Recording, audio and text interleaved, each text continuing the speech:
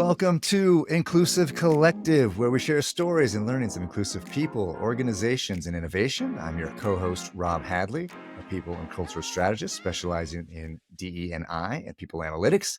My co-host is Nadia an organizational development and belonging strategist. On today's special episode of Inclusive Collective, the best of our conversations about inclusion in media. For those of you that know us and have listened to the show, you know that Nadia and I love to weigh in on the media and how and why we think it is so important to our understanding of diversity, equity, and inclusion broadly, and how that in turn shapes our workplaces. Today, we feature our conversations with Asad, founder of Rifelion Media, with media and tech entrepreneur Micha Cooper-Edwards of Soleil Space, and with Saadia Khan, producer and host of the Immigrantly and Invisible Hate podcast. We start with our main man, Asad Butt. Most of you know Asad as the man with a keen eye for talent, having discovered and elevated two supernovas named Nadia and Rob on the Inclusive Collective podcast. We know he nailed that decision. This will probably be the first line on his obituary, I'm certain. That's what I'm predicting for him. Before that, though, Asad worked in broadcast television, helping to launch Bridges TV, the first lifestyle network aimed at Muslim Americans, serving as its first news director. Asad chatted about that experience and how it has influenced his endeavors, including the launch of Rifelion Media, and how his vision of a second wave of Muslim creativity in broadcast media is being fulfilled by some of the work that Rifelion is doing. In 2004, you said that you worked at the first founded Muslim television company, Bridges TV. Can you tell us a little bit more about why you went into that and what was your experience there? Because it sounds very similar to what you're hoping to accomplish today. Like what went wrong kind of in that industry back then? So in 2004, I helped launch the first American Muslim lifestyle network called Bridges TV. And the goal was to basically be like BET is for the African American community. The goal is to create a network like that for American Muslims, and it was on cable. And you got to remember, 2004. This is pre-YouTube. This is pre-videos on the internet. So the only really way to reach a mass audience like that was through getting on a cable package. And so Bridges TV was launched, and I think it was technically launched in 2005. I can't remember, but we launched on I think it was the Verizon network in a couple different cities across the country, and the goal was to really showcase news and movies and TV shows and all sorts of content focused on the American Muslim community, and it failed miserably.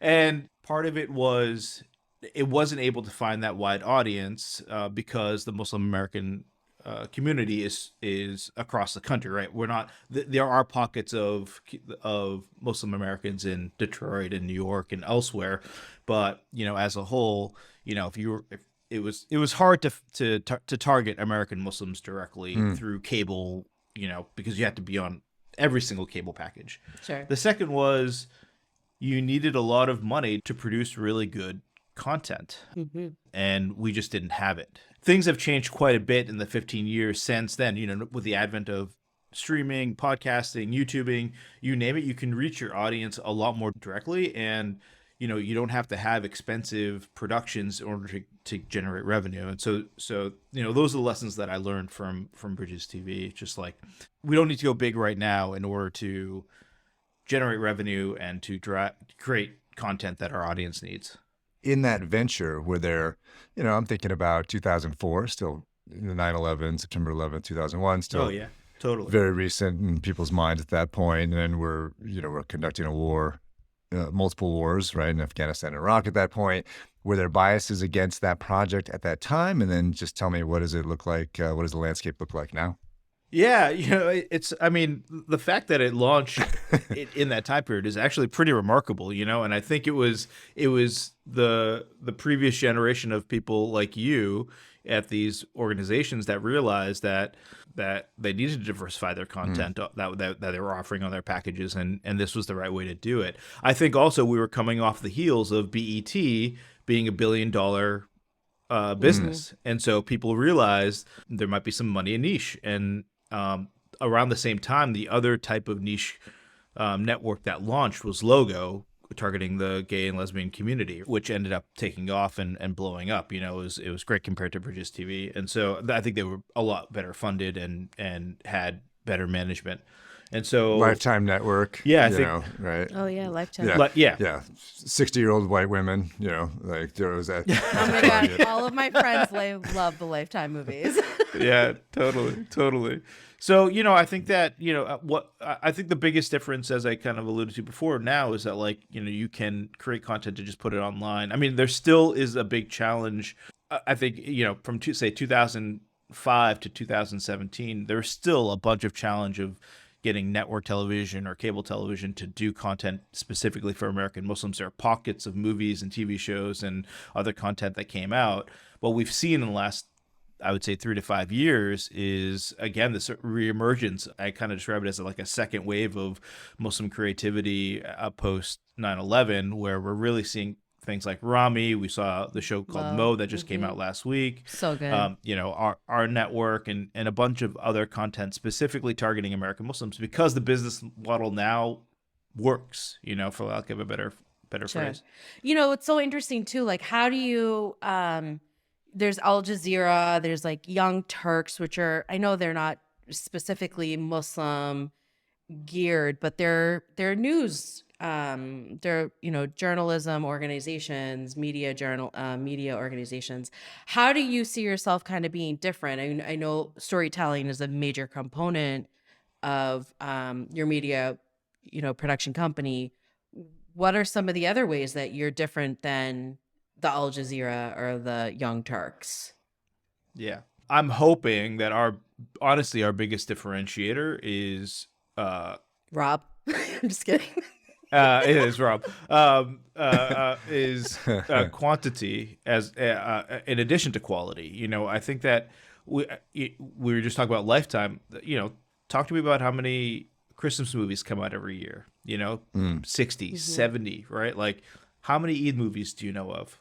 I know of one short film, right? And so, like, even if Rifelion was just to focus on creating 5 Christmas movies over the next decade and continuing that trend, like, you know, there's money to be made in them hills, as they say, right? And so, and then the second part of that is that there is this entire generation of Muslim creatives that are just chomping at the bit to express themselves, right? And so it's really it's almost like venture investing in some way, shape, or form. You throw enough investment money behind some of these projects, one of them is going to blow up and be the next, you know, My Big Fat Greek Wedding, or, you know, whatever it may be, right? Serial podcast. And we just haven't had, to go back to another sports analogy, as many swings at the plate as other communities have had. Do you understand that reference, Nadia? I do. Sports. Go sports. Go sports. Yeah, and I think we've touched upon it a couple of times here, and I think that Big Fat Greek Wedding analogy is good. So I always wonder about, I think about my childhood, you know, many years ago, but there was there was some ubiquitousness in the media, but that created some shared experiences as well. And so when you think about like BET, you know, because of the rise of hip hop, it started to get traction with white audiences as well. Yeah. Yours truly, watching Video Soul like after school, right? And Video Soul. and I love that image. My main man, I Donnie would Simpson, love to right? picture you dancing. Yes, that's amazing. So I just, is that what you know, so there's, you know, we're super ultra targeted with our media now. And so even the two shows that you reference, I've certainly never heard of. And I think that we don't have those shared experiences at all. And so do you look to draw in a broader audience as well? I mean, what are your thoughts on that fragmentation of media as it relates to like a healthy environment and shared experiences? Yeah, no, I 100%. I mean, I think that I think as I look at projects and what we greenlight, I think there's got to be a mix of kind of niche and wider, you know, audiences. I think that, you know, the wider audience might not necessarily mean the greater white or non-Muslim American audience. It could mean the Egyptian audience or the Pakistani audience, or, you know, the international audience that is Muslim, right? And I think that's something that I would like for our content to reach as well, because, you know, I think it's interesting. Let's take a short break, and we'll be back with more highlights of inclusive media with Micha Cooper Edwards of Soleil Space.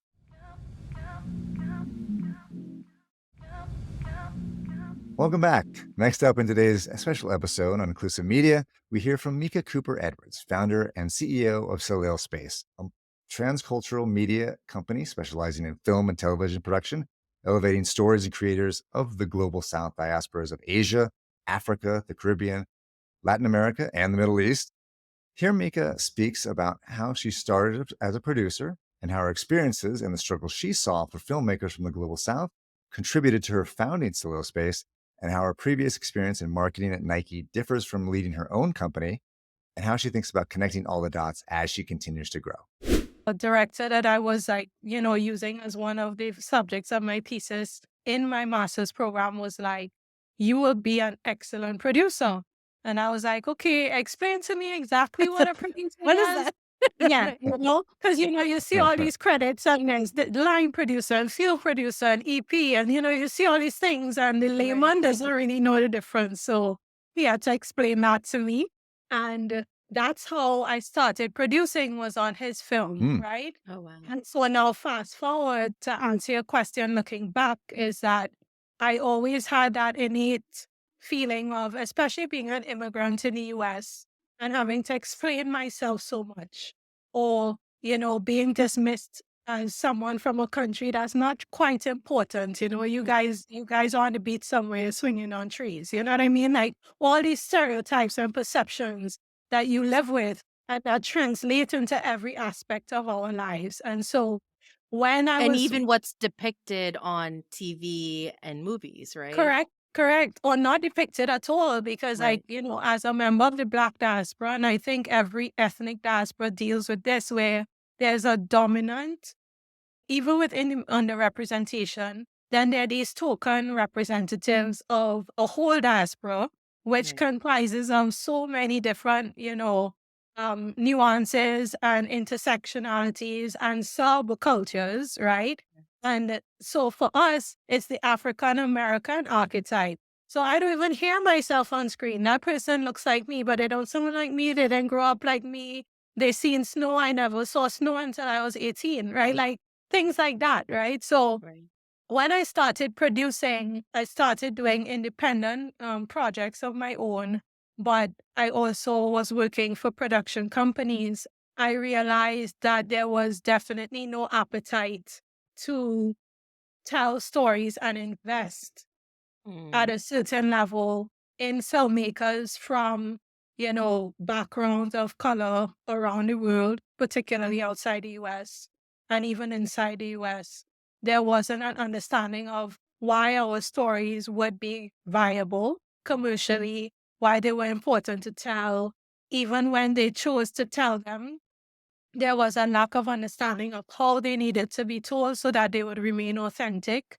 And so between doing my own independent projects, struggling to raise financing for those projects, or even trying to get, projects from filmmakers who would approach us to like get their films, and TV series like greenlit, these hoops that we had to run through, the pains that we had to go through, I would say even abuses that we experienced in the industry, that was like where the experience came from that breathed into Soleil, and realizing that it needed to be a systemic approach to it, that production alone couldn't solve it, and that we needed to create an ecosystem that was fairly independent of Hollywood, and we just started laying the foundations for those. So in 2019 was when I decided to kind of make the leap to go from just being an independent project by project producer to building a production company. But then going through those rigors, we also realized that we needed to be more than a production company, that the people that really control the industry are the ones that control financing and distribution. And so how do you kind of create that independent ecosystem? I love that, Micha. And so thanks for walking us through that. So you worked in marketing and big productions, and then now you're working to build your own tech media company. And so I'm just wondering about the differences between how do you think about diversity and from different perspectives of storytelling. So, telling stories and then also building a company and Just any thoughts on those, on the differences between the two, or just your experiences in those different areas? I guess when I was in the corporate marketing world, you would have looked at the diversity more from a very personal point of view. Now, we were in a very, I'll speak to the Nike experience specifically, right? Because that was the longest stint Mm-hmm. and very foundational for me as a marketer, right?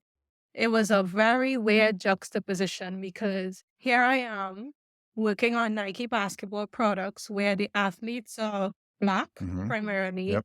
the consumers are primarily Black, but I'm living in Oregon, right? Mm, I'm a Black Trinidadian woman, young, living in Oregon, and most of my coworkers are white. Hmm.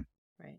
So there was a strange dilemma that you were always grappling with.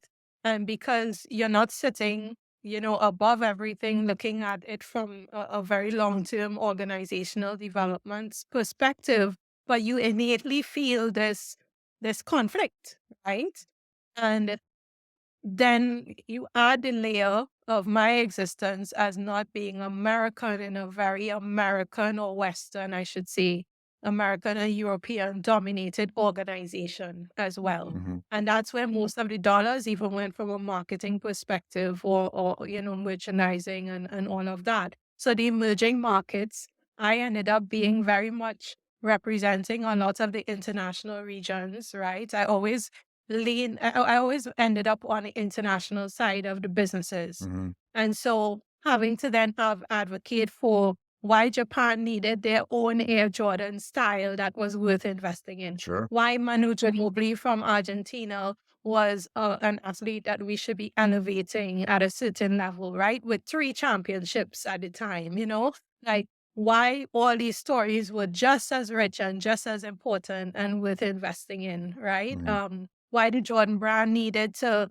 dimensionalize and be, global, because growing up in Trinidad, I was up late at night watching him play. Mm-hmm. What was the story of me watching him play from a Caribbean perspective, right? So all of these things were very much from the lens of my role and what were the constraints, right? That were on my ability to bring my true experience, my true self to a world that actually at the end point were people just like me, but what was in the middle was like a lot of barriers. Mm-hmm. Mm, Then coming now to where we are now, I have the benefit of, because I am like empowered to build the organization, I could look at the inside out approach and all the dots have to connect. So from who we hire, if you look at my team, we look like an old Benetton commercial, and everybody's all over the world. And sometimes that means investing in people before they have a certain level of experience, but you see the potential. They're bringing a certain cultural perspective that is really important to be represented. I love that. Then the filmmakers, right, that we work with, and the platform that we're building, and the board, right, that we put together. sure. All of that then has to connect. And so I look at it very holistically. I look at it in terms of walking the talk, and it has to be inside out, because if it's not, it's going to affect the business at the end of the day, right? There's going to be that gap at some part of that food chain, I guess, if you want to call it, right? Mm-hmm. That weak link is going to show, it's going to expose at some point or the other. So I'm trying to take the approach of making sure that our mission is reflected in every aspect, every layer, externally, internally of the organization. And then that will emanate out through the business that we do. That was Micha Cooper Edwards of Soleil Space. And if you love film, be sure to check out the Soleil Space streaming platform. They have hundreds, maybe thousands of films from around the world that you would otherwise not be able to see. It's a really cool product and platform. I'm a big fan. Check it out. Finally, this past season, we were joined by activist and podcaster Saadia Khan. Saadia is the host of the award-winning podcast Immigrantly and the co-host of the Invisible Hate podcast, which will probably also win a lot of awards. Saadia started her Immigrantly podcast in 2020 and has interviewed hundreds of guests on their American experiences. Here, Saadia talks about some of her observations on how Americans perceive immigrants and how the media fails to portray the complexity of immigrant identities and on why she feels microaggressions are a form of hate crime. We start with this question on Saadia's learnings from doing the Immigrantly show. A lot of folks that you've talked to on that show over the last few years, and you've heard a variety of stories. If you zoom out, what are some of the learnings that you've had from doing that show? What are the broader themes that have emerged, or things that you've learned, and the things that, as people ask you, what are your biggest takeaways from doing the show over the last few years? What are those takeaways for you? So first, I don't interview immigrants only. I interview kids of immigrants, so second gen. I also interview people who have some connection to immigrant identity, and I interview people of color because for me, to your point, Rob, the biggest takeaway is you cannot talk about immigrant identity and immigrant experiences in America if you don't intertwine them with conversations around race and identity and how America views people who are not part of the dominant population. So that's one thing, right? I feel like we cannot look at immigrant identity or immigrant experiences in silos. That's one.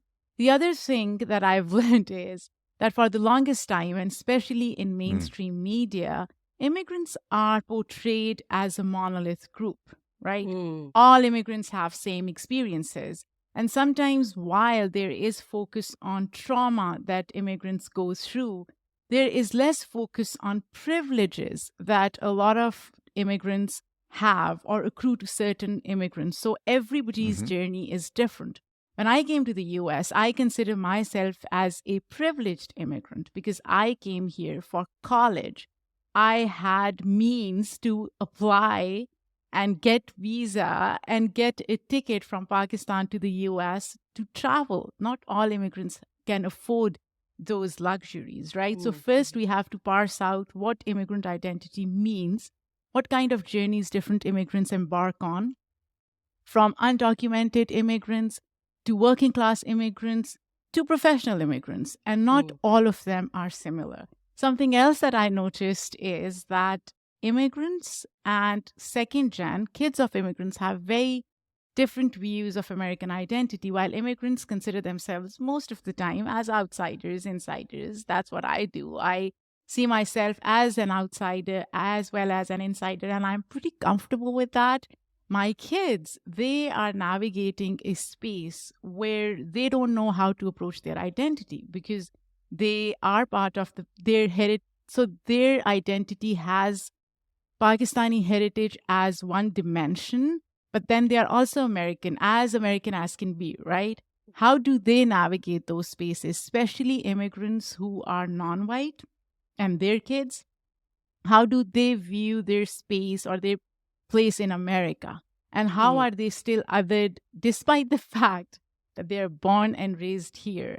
So a lot of complexity when it comes to approaching different identities within the broader ecosystem of immigration and its intersectionality with race and identity.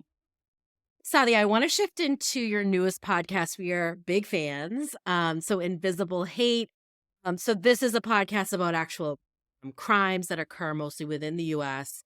So in your own words, give us a little bit more information around like what constitutes as a hate crime. What are some of the common themes you're hearing or from doing kind of this investigation into some of the hate crimes that you've talked about? And why are you drawn to this, right? So if you listen to a couple of these episodes, I'm not a big murder person. Like I'm not. I'm against murder. That's just a stand that I've taken personally. And so, what is I am too. If we're gonna, but it's just it's obviously very intense, and some of the stories that you tell are very intense. And so, what drew you to that? And then again, what tell us a little bit more about hate crimes? The podcast started as a extension of two media companies coming together and their missions. So it's a joint production between Rifelion and Immigrantly. Rifelion focused on amplifying Muslim voices in America, Immigrantly focused on creating nuanced narratives around diverse identities in America. And our goal through this podcast was to bring to light conversations or crimes that were either ignored by mainstream media or were presented in a very one-dimensional exploitative form. So that was the basic idea. I am a huge true crime podcast listener, so please don't judge me on that. No judgment. And I do have a few favorites, but to be honest, what I felt was, despite the fact I enjoy listening to true crime, I felt there was this commercialized, exploitative factor that I just felt needed to be corrected. And I think Invisible Hate is an answer to that. It's a course correct kind of thing for mainstream true crime genre. So that's how we came about.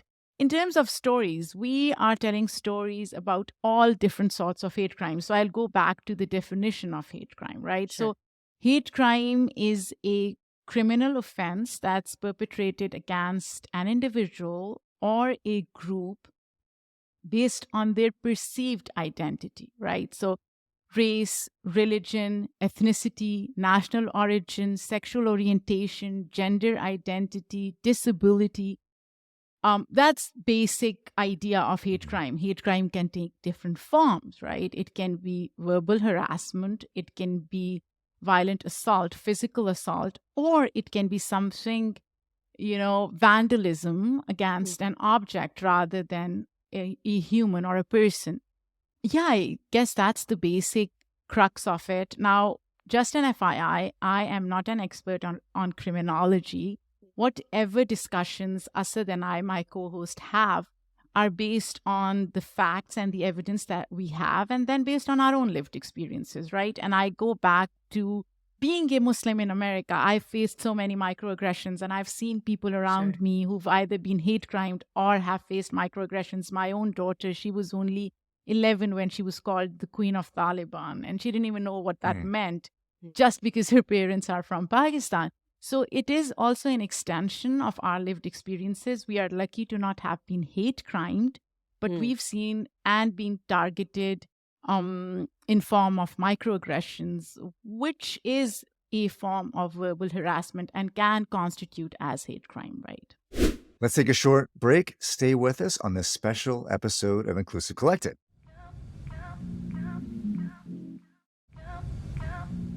Thanks again to our highlighted guests on today's show.